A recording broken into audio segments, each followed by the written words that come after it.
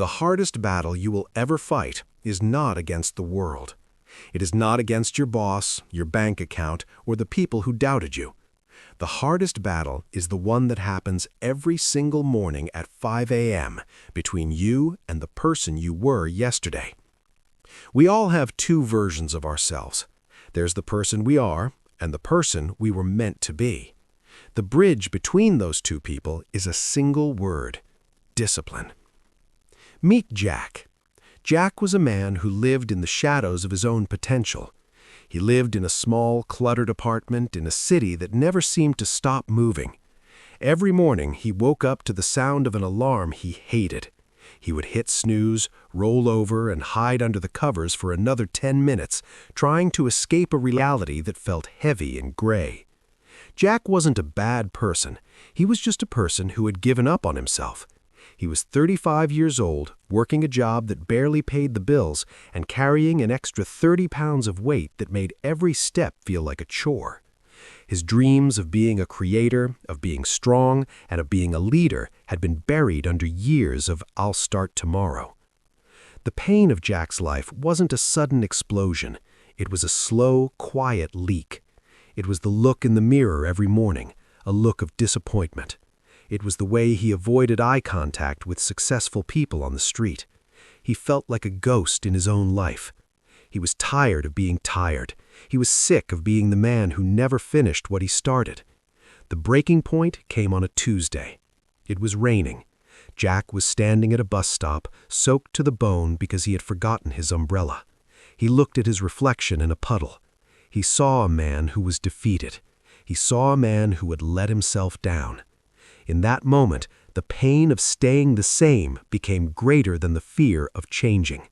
He realized that no one was coming to save him. No mentor was going to knock on his door. No lottery win was going to fix his character. If his life was going to change, he had to be the one to change it. The transformation didn't start with a giant leap. It started with a single, painful choice.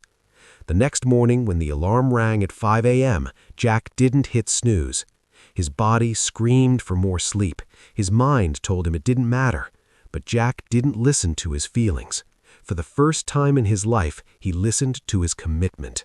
He stood up. He put on a pair of old sneakers. He walked out into the cold morning air. He only ran for 10 minutes. He was out of breath. His lungs burned. He felt slow and weak. But as he walked back to his apartment, he felt something he hadn't felt in years. He felt a tiny spark of respect for himself. He had kept a promise to the man in the mirror. Discipline is not a one-time event. It is a daily practice of choosing what you want most over what you want right now. Weeks turned into months. Jack's journey wasn't a straight line to the top. There were mornings when it rained. There were days when he felt sick. There were moments when he wanted to quit and go back to his old, comfortable life of failure. But every time he felt like giving up, he remembered the puddle. He remembered the ghost he used to be. He started small. He cleaned his apartment until it was spotless. He stopped eating junk food and started fueling his body. He spent 1 hour every night after work studying the craft he had once abandoned. While his friends were out at bars or lost in video games, Jack was at his desk, under a single lamp, building his future piece by piece. The physical change was the first thing people noticed. His face became sharp. His posture became straight. The weight fell away, replaced by the lean muscle of a man who moved with purpose. But the internal change was even more powerful. Jack no longer felt like a ghost. He felt solid. He felt real. He realized that confidence isn't something you were born with. Confidence is the result of a long history of kept promises. Because he showed up for himself every day, he finally believed in himself. 1 year later, Jack stood on a balcony overlooking the same city that used to overwhelm him. He wasn't in that cluttered apartment anymore. He had started his own business built on the skills he practiced during those long, lonely nights. He was healthy, he was focused, and he was at peace. Success for Jack wasn't about the car he drove or the money in his bank account. Those were just side effects. True victory was the fact that he was no longer a slave to his moods. He was the master of his actions. He had built a life he didn't need to escape from. He looked at his hands and realized they were the same hands he had a year ago. The only difference was how he chose to use them. He had traded comfort for character. He had traded the snooze button for a vision. You were listening to this because you have a dream that is waiting to be built. You have a version of yourself that is screaming to be let out. You might feel like you are too far behind, too old, or too tired. You might feel like the mountain is too high to climb. But you don't have to climb the whole mountain today. You just have to put on your shoes. You just have to win the first 10 minutes of your morning. Discipline is the greatest form of self-love. It is telling yourself, I care about my future enough to be uncomfortable right now. It is the refusal to let your talent go to waste. The world doesn't need more people who are interested in success. The world needs people who are obsessed with growth. It needs people who are willing to do the boring, hard, and quiet work when no one is watching.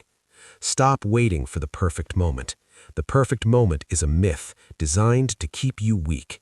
The only moment you have is right now. Will you hit snooze or will you stand up? Will you make an excuse or will you make progress? Your dream life is not a gift. It is a paycheck that you earn through daily discipline. It is built in the early mornings, the late nights, and the moments when you choose to do what is hard instead of what is easy. Take the first step. Keep the first promise. Build the life you were meant to live. The person you want to become is waiting for you on the other side of the work you are avoiding. Go meet them. If this story touched your heart, subscribe to MindBridge Tales. Every story here is a lesson. Every lesson is a step towards a better life. God bless you.